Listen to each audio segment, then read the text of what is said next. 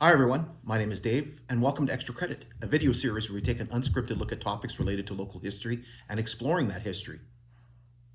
So as we normally do at the start of the episode, just a quick reminder to visit my website. You'll find a link in the description there. You'll find all kinds of information related to the topics we take a look at in this video series, and then some, including a section on extra credit.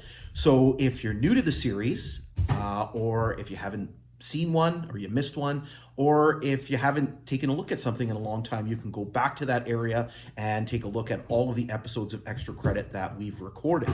Additionally, you can follow me on social media. So you can find me on Facebook, you can find me on Twitter, and you can find me on Instagram. And last but not least, if you haven't already done so, please make sure you subscribe to the channel and turn on the notifications. There's all kinds of content that drops regularly on the channel, and sometimes there's a lag. There's a delay between when it goes on the when it comes on the channel and then when it goes on to social media. Sometimes there's months, or in the case of some episodes that I'm doing right now of my exploration series, sometimes it's a couple of years. Sometimes where content takes a while to get onto social media. So if you're subscribing to the channel, you'll get that content as soon as it comes out. So, why we're here today. So you'll notice it's a very interesting title. I've never done an episode like this, and we'll sort of see how this goes. So today we're talking a little bit about the inspiration, and specifically about a particular documentary that I saw quite a number of years ago. And it was kind of, again, not to sort of reiterate the topic, but it was an inspiration. It was something that sort of drove me to try to sort of replicate that. I was so sort of taken by this documentary that I had seen that, I wanted in many ways, as closely as I could, try to replicate some of the things that I saw. Luna's coming in here for a visit. So as you saw by the title, what we're going to be taking a look at is this video here, this documentary called Rocky Mountain Express. And so basically, this is a documentary that was done quite a number of years ago. I think it came out in 2011, and basically it chronicles the building of the Canadian Pacific Railway through the mountains of British Columbia, and certainly the challenges that were faced by the railway builders trying to construct through that particular area. I'm kind of a little bit stumped here. I'm trying to remember when I saw this. It was either 2013 or 2014. I can't remember which year. I saw it at, I believe, the Science Center in Toronto, and this was filmed in IMAX, and so I did see it in their IMAX theater. And so and the reason why I can't remember is because I visited Toronto in 2013 and 2014, so back to back. I can't remember what year it was, but I remember my brother, and the reason why we're down there is visiting my brother who lives in Toronto, and he said, you should go check this out since, you like history and you like railways and things like that. So I remember going there. I know the boys quite liked it. I was like enthralled. Pretty sure my wife fell asleep. But I remember just being mesmerized right from the sort of the start of the video. It's about a 45-minute documentary, and just remember being sort of, again, mesmerized, just enraptured by what I had saw. And yes, I know it's kind of a little bit sort of nerdy and very sort of typical of me, but I remember I was just taken by what I had seen, and when it came out on on video, I made sure I grabbed a copy of it. And now that we've kind of talked about where I saw it, getting into the whole why is this particular video inspirational to me? First of all, it's a very, very captivating story. I can remember being younger, and again, we've kind of talked about this, and I don't really know where this sort of fascination with railways comes from. But I can remember being younger and watching The National Dream. And so The National Dream was a CBC, I believe, documentary miniseries that was based on the novels that were written by very esteemed Canadian historian Pierre Burton. And so he had written 2 books about the construction of the Canadian Pacific Railway, The National Dream and The Last Spike, which I've read on several occasions. And so CBC did basically in the early 70s, I think they did this documentary. So I can remember watching it as a kid, and again, just sort of being sort of taken by, the history and the story. And again, I think a lot of it has to do with the fact that I love history. I love the outdoors, and it's sort of the quintessential story, right? I mean, you're talking about building, these railway lines through this, rugged and difficult geography here in parts of Canada. And so, again, I think that's why I was sort of taken by all of this. And so, in any case, when I watched it, there was a lot of things that really sort of grabbed me. There was the story of building the railway through the mountains of British Columbia. A lot of it I was familiar with, again, watching that CBC documentary, watching the National Dream, reading the books by Pierre Burton.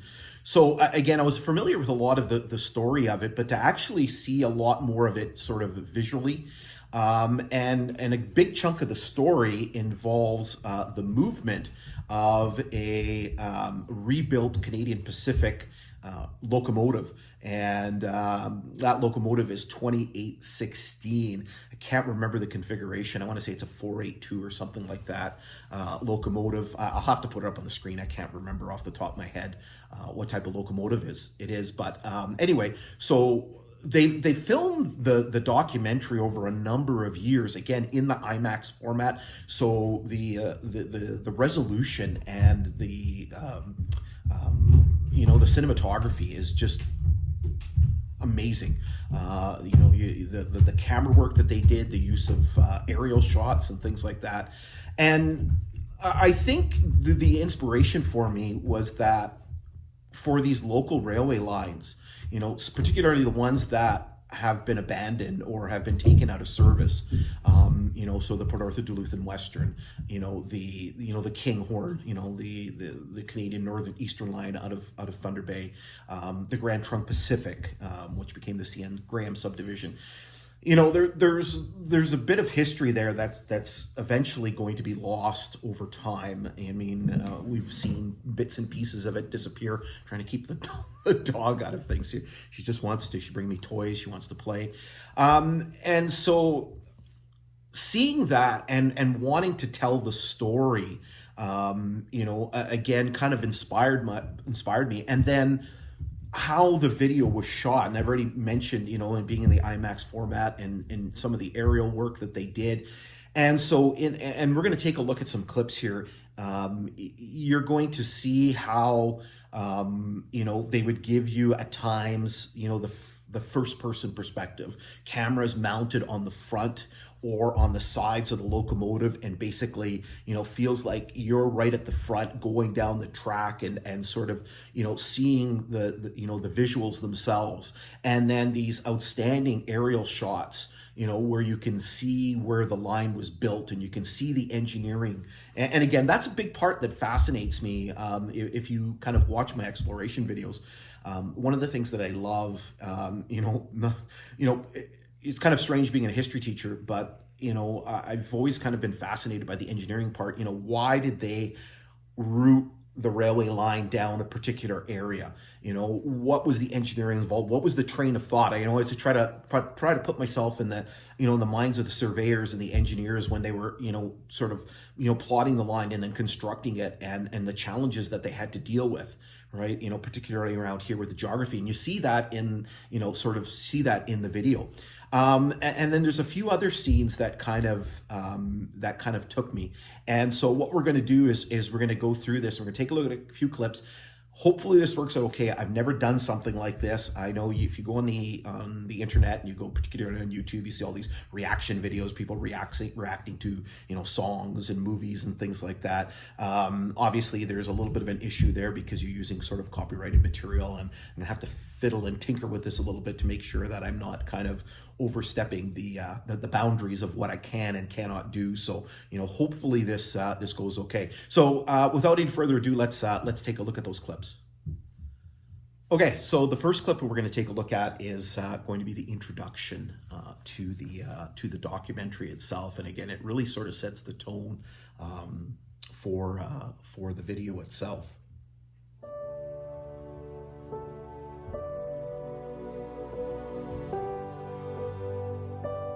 William Cornelius Van Horn was born on a dirt farm in Illinois. As a young man, he was given the task of building the longest, toughest wilderness railroad on the face of the earth. A task many considered impossible.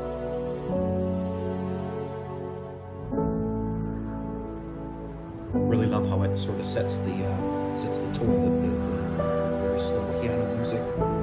This is just a gorgeous shot here.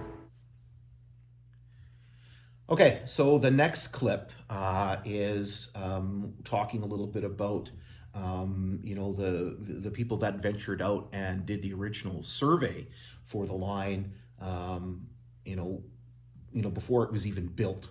And again, I just love the old photos. I love a lot of the aerial shots and things that they incorporated.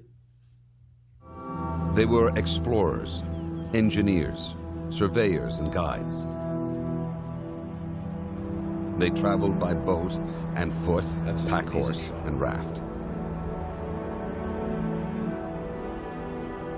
They passed through landscapes, the likes of nothing else on earth. They fell through ice, slipped from cliffs, died in rock slides, and were lost in rapids.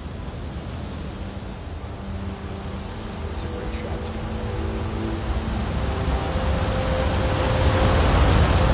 Wonder what they could do with drones today that they didn't have back then. Again, just the use of the dramatic outdoor shots. Again, that, you know, sort of you know, very tone-setting music that's in there. Amazing. Like I said, you know, I wonder what they would be able to accomplish today with drones and the shots they'd be able to get and the footage that they'd be able to record. Okay, so this next section deals with one of the most famous parts of the railway line and one of the most controversial. And so when they plotted if you don't know a lot about the history of the Canadian Pacific Railway, so when it was being built in the 1870s and the 1880s, there was a lot of concern about, sorry for American viewers, a lot of concern about, you know, American encroachment into parts of Canada, you know, the whole Manifest Destiny thing. And so the line was originally supposed to run further to the north, and the line was pulled further to the south to bring it closer to the boundary between Canada and the United States. Now, the problem is that they started building this thing and they didn't really have a route through the mountains yet. And so, you know, they're building it and then they've got to find a way through the mountains. And so eventually an American survey by the name of A.B. Rogers finds a pass called Rogers Pass. Now the problem is that and they mentioned it in the video, like when the railway crews, when the construction crews get to Rogers Pass, you know, they say it in the video, like they're like, oh my God, what is this? Because it was not a very ideal way of getting through that part of the mountains. Some thought Rogers had been more than eccentric. His ego had led him to promote a route of total madness. Love the fall colors. I think the steam locomotive really adds to the dramatic effect. If it was just like a regular modern diesel locomotive, I don't think it'd be safe. And I think that was part of the idea in making the documentary as well. Railway surveyors seek the lowest possible route through the mountains. I love the graphics. Like the rivers, they often parallel. In the Rogers silhouette. Pass, they used side canyons to build loops, lengthening the I line to love give that trains part. I more love, distance to you know, climb the trying mountain. to ease the gradient. And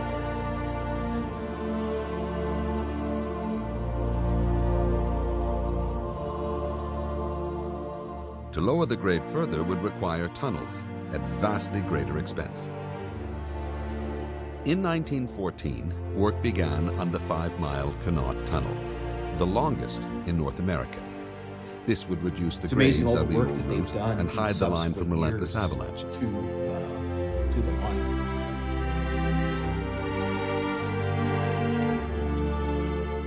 The 9-mile Mount Macdonald Tunnel followed in the 1980s, further reducing the grades. So again, that's a great little section there. You know, again, just talking about the engineering challenges of building the line through the area. Okay, so let's take a look at the next sort of group of clips here.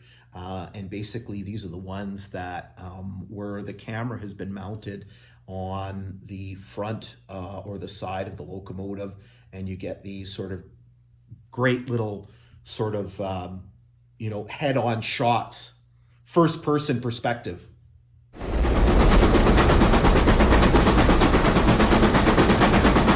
sound of the chugging locomotive is fantastic as well.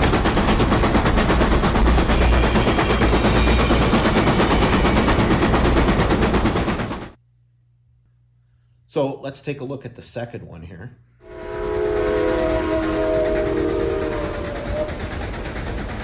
This one's great. I love the shot coming through the tunnels beside the Fraser. You can really see all the construction work they had to do, just the tunnel after tunnel, and then in between embankments or bridges and things like that, just in a ridiculous amount of work.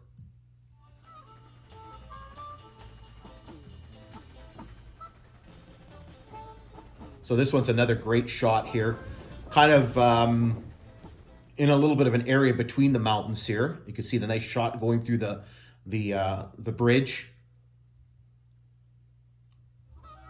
Again, this was filmed over a period of number of years at different times of the year, obviously, as you can tell here. This is a great shot here.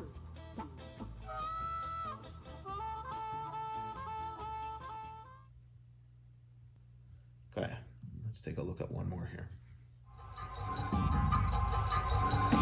Love the dramatic music here.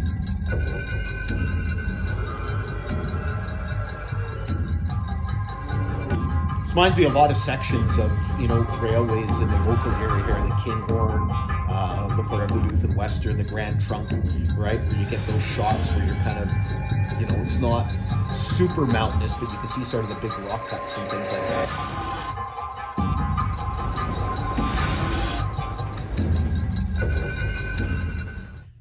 Not as many as those truss type of bridges in this area. There's a few, but not on the Kinghorn.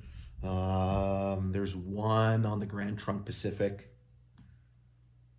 Okay, so let's take a look at some shots where you basically see some of that fantastic camera work.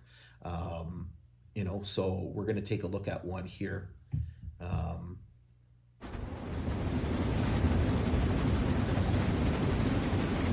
Love this shot where we're chasing the train here. We come in again. I just can't imagine what we'd be able to do today with drones. Another great overhead shot here. Just fantastic work between the you know, the people operating the cameras and obviously helicopter pilot at the time. Again, just having that steam locomotive just really adds you know, to the whole experience. Again, it would not be the same with a modern locomotive. Okay? It really brings you back to when they built the railway line. And that's a big part. And if you watch my exploration videos, I talk a lot about that you know, it would have been something to kind of be in some of these places when they were actually constructing the railway line, or you know, shortly thereafter. Would have been amazing to witness. So here's another clip here. This is another great shot here along the side of the mountain. Again, just great camera work. You can see the incline. Again, just an amazing shot there with the locomotive. This one here is, I think this is the one here, is my favorite shot. Just the way that they film this, kind of skirting alongside the river here, and then you see the camera sort of slide, or the shot sort of slide up. You can see the train kind of puffing in the distance, right? And then it kind of spins around this, so you get a lot of the natural geography. Again, just phenomenal shot here. What they were able to do it with a helicopter, like you see this type of stuff today with the drones, but it's amazing that they were able to do that with the helicopter. So here's another one where again we see that nice sort of mountainside shot. I really like this. You can see kind of this little masonry work here, kind of quasi bridge on the side of the cliff. That's pretty impressive. There's a name for that bridge, that name for that little feature. I'll see if I can find it and I'll put it up on the screen.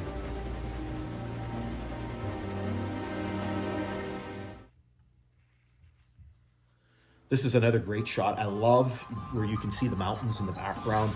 We're doing that. We're coming in again, like that third clip that we saw, right? So we're coming in and we're catching the train just as it comes across this small little girder span here, right? And we're gonna, again, the camera work, the helicopter work is quite phenomenal. And to sort of have this perspective where you're kind of following the train along, and you have this dramatic music, right? And then again, you can see those mountains in the background. And once again, just having that steam locomotive in the shot.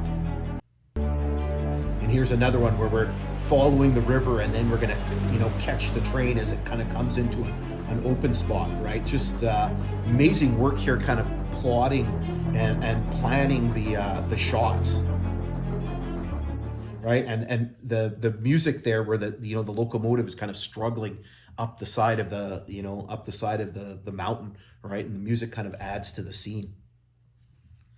All right, so this is kind of one of my favorite. This is my favorite part of the video.